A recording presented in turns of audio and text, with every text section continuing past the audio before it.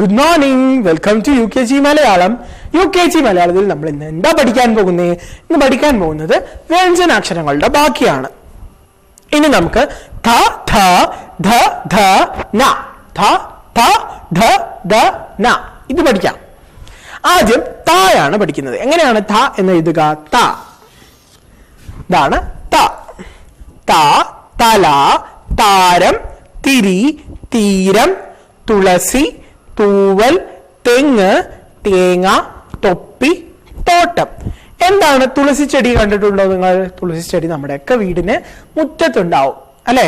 അല്ലെങ്കിൽ വീടിന് എവിടെയെങ്കിലും ഒക്കെ എന്തുണ്ടാവും? തുളസി ചെടി ഉണ്ടാവും. അതൊരു ഔഷധ സസ്യമാണ്. ഈ തുളസി ചെടിയുടെ ആദ്യ അക്ഷരം എന്താണെന്ന് അറിയാമോ? തായാണ്. എന്താണ്? ത ആണ്. ത ആണ് തുളസിയുടെ ആദ്യ അക്ഷരം. പിന്നീട് തല. നമുക്ക് എല്ലാവർക്കും എന്തുണ്ട്? തലയുണ്ട്. തലയുടെ ആദ്യ അക്ഷരവും തായാണ്. താരം. താരം എന്ന് പറഞ്ഞാൽ എന്താണ്? നക്ഷത്രം. ആകാശത്ത് കാണുന്ന നക്ഷത്രം. ആകാശത്ത് മിന്നി മിന്നി കാണുന്ന നക്ഷത്രങ്ങളെയാണ് എന്ത് പറയുന്നത്? താരം എന്ന് പറയുന്നത്. തിരി. നമ്മൾ വിളക്കിലൊക്കെ തിരി ഇടാറില്ലേ? ആ തിരിയിലും തായുണ്ട്. പിന്നെയോ തീരം. തീരം എന്ന് പറഞ്ഞാൽ എന്താണ്? കടൽ തീരമൊക്കെ നമുക്കറിയില്ലേ? കടലിന്റെ തീരം, തീരം. പിന്നീട് തൂവൽ. പക്ഷികൾക്കൊക്കെ ഉള്ള തൂവൽ നമ്മൾ കണ്ടിട്ടുള്ളതല്ലേ? അതാണ് തൂവൽ. ആ തൂവലിന്റെ ആദ്യക്ഷരവും എന്താണ്? ത. തെങ്ങ്. തെങ്ങ് എന്താണ്? നമുക്ക് തേങ്ങ ലഭിക്കുന്നത് തെങ്ങിൽ നിന്നാണ്. ആ തേങ്ങ ഉപയോഗിച്ചാണ് എന്തുണ്ടാക്കുന്നത്? വെളിച്ചെണ്ണയൊക്കെ ഉണ്ടാക്കുന്നത്. ആ തെങ്ങിലും തായുണ്ട്. ആദ്യക്ഷരം തന്നെ തായാണ്. തെങ്ങിൽ നിന്ന് ലഭിക്കുന്നത് എന്താണ്? തേങ്ങ. തേങ്ങയിലും എന്തുണ്ട്? തായുണ്ട്. തൊപ്പി. അടുത്തത് തൊപ്പി. തൊപ്പി എന്ന് പറഞ്ഞാൽ എന്താ? നമ്മൾ തൊപ്പിയൊക്കെ വെക്കാറില്ലേ? ആ തൊപ്പി. പിന്നീട് തോട്ടം. തെങ്ങായാലും കവുങ്ങായാലും അങ്ങനെ നമ്മൾ വളർത്തി അല്ലെങ്കിൽ കൃഷിക്കായി വളർത്തുന്ന മരങ്ങളുടെ കൂട്ടത്തെ എന്ത് വിളിക്കും നമ്മൾ? തോട്ടം എന്ന് പറയും. ഇനി നമുക്ക് താ വെച്ചുള്ള ചില താ ഉപയോഗിച്ചുണ്ടാക്കിയിട്ടുള്ള വരികൾ നോക്കാം. അമ്മ തുളസി നട്ടു. ഇതിൽ ഏത് വാക്കിലാണ് തായുള്ളത്? തുളസി. തുളസി എന്ന വരി, തുളസി എന്ന വാക്കിലാണ് താ വരുന്നത്. അടുത്ത വരി നോക്കാം. അച്ഛൻ തേങ്ങ പൊതിച്ചു. ഇതിൽ ഏത് വാക്കിലാണ് താ വരുന്നത്? അച്ഛൻ തേങ്ങ പൊതിച്ചു. ത. തേങ്ങയിലും പൊതിച്ചു. ആ രണ്ട് വാക്കിലും എന്ത് വരുന്നുണ്ട്? താ വരുന്നുണ്ട്. തേങ്ങയില് തായാണ് ആദ്യം വരുന്നത്. പൊതിച്ചു എന്നതില് പോ കഴിഞ്ഞാൽ അടുത്തത് വരുന്നത് തായാണ്. പൊതിച്ചു. അമ്മ തുളസി നട്ടു, അച്ഛൻ തേങ്ങ പൊതിച്ചു. ഇനി ഒരു കടംകഥ നോക്കിയാലോ? ഒരമ്മ പെറ്റ മക്കളെല്ലാം ചാട്ടക്കാർ. ഒരമ്മ പെറ്റ മക്കളെല്ലാം ചാട്ടക്കാർ. ഒരമ്മ പെറ്റ മക്കളൊക്കെ ചാട്ടക്കാരാണെന്നാ പറയുന്നത്. ഒരമ്മ കുറേ മക്കളെ പ്രസവിച്ചു. അവരൊക്കെ എന്താണ്? നന്നായി ചാടുന്നവരാണ്. എന്താണത്? തവള. എന്താണ്? തവളയാണ് ഒരമ്മ പെറ്റ മക്കളെല്ലാം ചാട്ടക്കാർ എന്ന കടങ്കഥയുടെ ഉത്തരം. ഇനി നമുക്ക് തായെ ചില അക്ഷരം ചേർത്ത് പറഞ്ഞു നോക്കാം. ത, താ, തി, തീ, തു, തൂ, തൃ, തെ, തേ, തൈ, തോ, തോ, തൗ, തം. താ പഠിച്ചു. ഇനി നമുക്ക് അടുത്ത അക്ഷരം പഠിക്കാം. അടുത്ത അക്ഷരം ഏതാണ്? പേജ് നമ്പർ 28 എടുക്കൂ. 28ാമത് പേജിൽ അടുത്ത അക്ഷരമുണ്ട്. താ കഴിഞ്ഞു. അടുത്തത് ഥ. ഥ, ഥ, ഥ, ഥ. ഇതാണ് ഥ. രഥം, വീതി, അതിഥി. ധ, രഥം, വീതി, അതിഥി. ധ, രഥം, വീതി, അതിഥി. ഇതിലൊക്കെ എന്തുണ്ട്? ഈ പറഞ്ഞ 3 വാക്കുകളിലും ത ഉണ്ട്. വീട്ടിൽ അതിഥി വന്നു. എന്താണ് അതിഥി എന്ന് പറഞ്ഞാൽ? നമ്മുടെ വീട്ടിലോട്ട് വരുന്ന വിരുന്നുകാരെ അല്ലെങ്കിൽ പുറത്തു നിന്നും വരുന്നവരെ, നമ്മുടെ വീട്ടിൽ സ്ഥിരമായി ഉള്ളവരല്ലാത്തവരെയാണ് നമ്മൾ എന്ത് പറയുക? അതിഥി എന്ന് പറയുക. അതിഥി. വീതി എന്ന് പറഞ്ഞാൽ വീതി എന്താണ്? വഴിയാണ്. അടുത്ത രഥം. രഥം എന്ന് പറഞ്ഞാൽ വാഹനം. അതാ നമ്മൾ പരിചയപ്പെട്ടു. ഥ പഠിച്ചു, ഥ പഠിച്ചു. ഇനി ദായാണ് പഠിക്കുന്നത്. ഇനി ദ. ദ എന്ന് ഇങ്ങനെയാണ് എഴുതുക. ഈ ദാ വെച്ചുള്ള വാക്കുകൾ പരിചയപ്പെട്ടാലോ?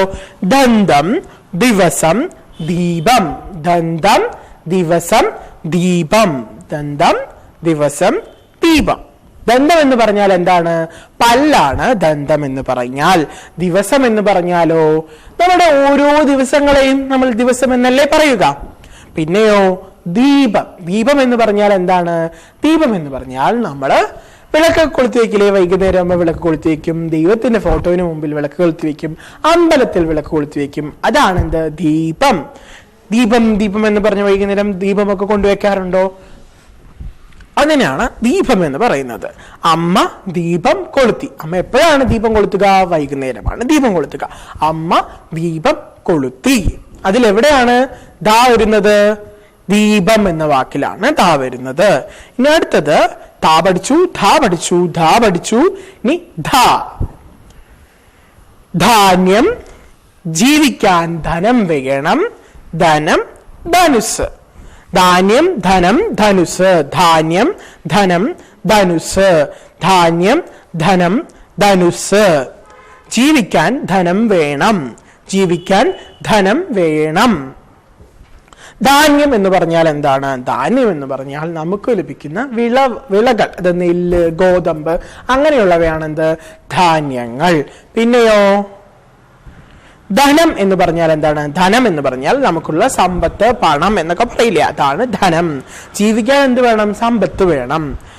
അതാണ് ധനം വേണം എന്ന് ഇവിടെ പറഞ്ഞത്. ധനുസ് എന്ന് പറഞ്ഞാൽ അമ്പ്.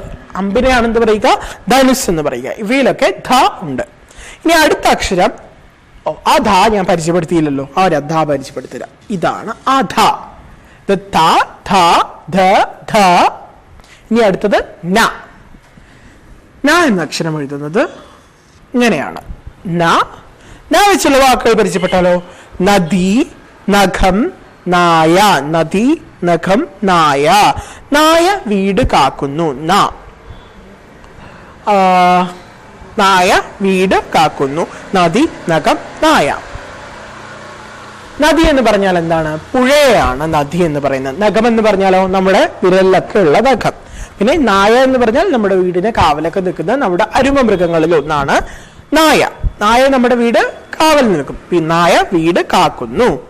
ഇനി ഈ നായ്ക്കൊരു പ്രത്യേകതമുണ്ട്. ഇത് മറ്റൊരു അക്ഷരത്തിന് ശേഷമാണ് വരുന്നതെങ്കിൽ ഇതിന്റെ ഉച്ചാരണം മാറും. ഇപ്പോൾ നമ്മൾ ഇതിനെ നാ എന്ന് വിളിച്ചാൽ നായ്ക്ക് ഇത് നായ എന്ന് വായിക്കും. നാ. ഇനി ആന എന്ന് എഴുതുമ്പോഴും അതേ അക്ഷരമാണ് ഉപയോഗിക്കുന്നത്. പക്ഷെ ഇവിടെ ന എന്നാണ് ഉച്ചരിക്കുന്നത്. ഇവിടെ ന എന്ന് ഉച്ചരിക്കും, മുൻപിൽ വരുമ്പോ ന എന്ന് ഉച്ചരിക്കും. ഇത് ന, ഇത് ന. ഒരു അക്ഷരം കഴിഞ്ഞാണ് ഏതെങ്കിലും അക്ഷരങ്ങൾക്ക് ഇടയിൽ ന ഉപയോഗിച്ചാൽ അതിനെ ന എന്ന് ഉച്ചരിക്കണം. ഓക്കെ, ഇത്രയുമോടെ ഈ ഭാഗം കഴിഞ്ഞു. ഇന്നത്തെ ക്ലാസ് കഴിഞ്ഞു. ഇനി അടുത്ത ക്ലാസ്സിൽ കാണാം.